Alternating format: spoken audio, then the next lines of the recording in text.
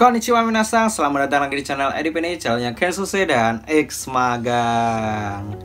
Oke, di video kali ini seperti yang di judul, aku akan ngasih kabar gembira atau informasi terbaru perihal masuk ke Jepang. Bahwa mulai tanggal 1 Juni kemarin, pemerintah Jepang sudah meningkatkan jumlah orang yang bisa masuk di Jepang dari 10.000 menjadi 20.000. Nah, ini adalah kabar gembira buat kalian yang ingin bekerja di Jepang. Nah, kabar gembiranya bukan hanya itu saja. Kenapa? Karena mulai tanggal 10 Juni ini itu visa turis atau visa wisata sudah diizinkan untuk memasuki Jepang.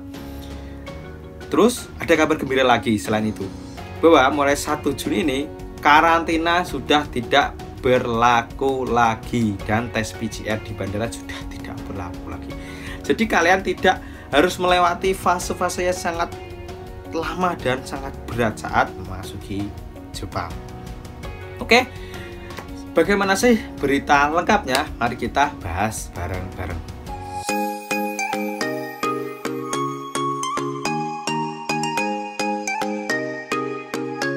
Oke, di sini aku sudah bikinin slide dan sudah aku bikinin tulisan, jadi kalian bisa baca dan kita bisa baca bareng-bareng. Oke, dari berita yang pertama, mulai 1 Juni 2022, kebijakan karantina bagi pelaku perjalanan luar negeri yang ingin memasuki Jepang akan ada pembagian berdasarkan wilayah. Nah, kebijakan akan mencakup aturan tes saat kedatangan, durasi karantina, akomodasi karantina, dan syarat penggunaan transportasi umum. Nah, pengelompokan wilayah ditandai dengan kategori merah, kuning, dan biru. Nah, bagaimana sih untuk merah, kuning, biru ini maksudnya seperti apa sih? Nah, sebelum aku jelasin di aturan merah, kuning, biru, ini akan aku bacakan dulu berita yang selanjutnya, yaitu pada Kamis 26 Mei kemarin, Perdana Menteri Jepang Kishida Fumio mengatakan pada 10 Juni 2022 Jepang akan mulai dibuka untuk turis asing.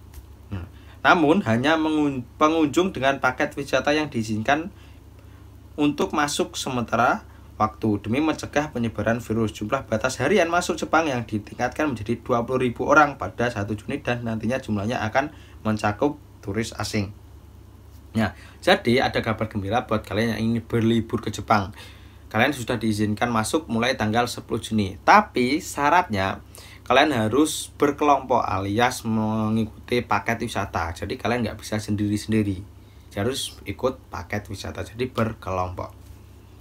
Nah, di sini akan aku jelaskan soal kebijakan karantina dan tindakan lain setelah masuk Jepang berdasarkan klasifikasi wilayah. Nah, jadi yang masuk ke Jepang ini akan dibedakan menjadi kelompok, yaitu kelompok merah, kuning, dan biru. Nah, di kelompok merah ini bagi kalian yang tanpa sertifikat vaksin itu harus tes PCR. Terus karantina 3 hari di fasilitas tertentu yang ditunjuk pemerintah. Apabila hasilnya negatif tes PCR di fasilitas tersebut, maka kalian boleh keluar.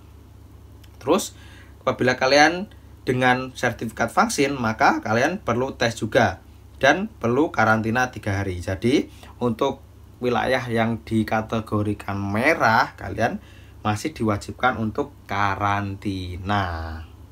Nah, itu jadi kira-kira Indonesia masuk wilayah mana ya? Terus di sini akan aku jelaskan untuk yang berwarna kuning. Nah, untuk tanpa sertifikat perlu tes. Jadi perlu tes PCR dan karantina untuk 3 hari plus hasil tes sukarela negatif, atau karantina di rumah 7 hari tanpa tes. Nah, terus bagi kalian yang mempunyai vaksin maka tidak perlu tes PCR, tapi masih wajib karantina 3 hari.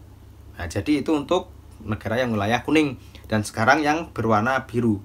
Jadi untuk warna biru ini ya istilahnya dibebaskan, karena baik mempunyai sertifikat vaksin ataupun tanpa vaksin, kalian tidak perlu tes PCR dan tidak perlu tes yang lain-lain dan tidak perlu karantina juga. Untuk karantina kalian bisa karantina di Apato atau di rumah. Jadi kalian setelah sampai bandara kalian bisa langsung ke tempat kalian tuju apabila kalian masuk di wilayah negara berwarna biru. Nah, itu tadi ya, jadi pengelompokannya. Nah, di sini akan aku jelaskan pengelompokan negara atau wilayah-wilayah yang dicangkupkan negara merah atau negara grup kuning atau biru. Nah, di sini untuk grup merah itu hanya 3 negara, yaitu Albania, Fiji, Pakistan, dan Sierra Leone. Terus selanjutnya akan langsung aku bacain di grup kuning. Nah, grup kuning ini ada banyak. Kira-kira ada Indonesia atau enggak ya? Ini ada Andorra, Angola, Antigua, dan Barbuda, Bahamas, Barbados, Belarus. Nah, kalau kita baca semua ya banyak nih. Pokoknya kita lihat Vietnam masuk ya ternyata. Nah, di sini Indonesia tidak ada, bro, di kuning. Oke, langsung kita baca di wilayah negara biru. Grup biru. Di sini ada Afghanistan, Algeria, Argentina, Amerika, Australia, Austria, Azerbaijan. Nah, di sini aku garis bawahi ada Indonesia. Oke. Selamat. Jadi teman-teman Jisuse ataupun calon top politik Indonesia yang akan masuk di Jepang, kalian sudah masuk di grup biru mulai tanggal 1 Juni ini sampai seterusnya. Jadi kalian tidak perlu yang namanya tes PCR di bandara dan tidak perlu yang namanya karantina di hotel. Jadi kalian setelah tiba di Bandara Narita atau Haneda, kalian bisa langsung ke apato kalian. Nah, di situ baru kalian bisa karantina sendiri di situ. Jadi kalian nggak diwajibkan karantina di hotel. Oke, itu ya. Pokoknya di berita kali ini atau informasi terbaru kali ini adalah kabar gembira buat kalian. Ada 3 kabar gembira dan sekaligus Indonesia masuk ke negara yang dicakup wilayah biru. Jadi Indonesia bebas karantina dan bebas tes PCR. Jadi kalian ya sampai di Jepang ya langsung ke apato kalian. Atau kalau yang Jisuse langsung ke training center. Oke, untuk video hari ini mungkin ini aja. Jadi ini adalah kabar yang sangat memberikan buat teman-teman yang ingin masuk ke Jepang. Karena alhamdulillah Indonesia masuk ke negara wilayah biru. Oke, mungkin videonya hari ini cukup sampai di sini. Apabila ada pertanyaan silahkan tulis di kolom komentar di bawah. Dan buat teman-teman yang belum subscribe channel IDP ini silahkan di subscribe. Karena kalau kalian subscribe terus nyalakan notifikasi, kalian akan mendapatkan pemberitahuan apabila channel IDP ini upload video. Oke, video yang sampai di sini. Mite kurete arigatou gozaimasu. Jamatane. See you the next video.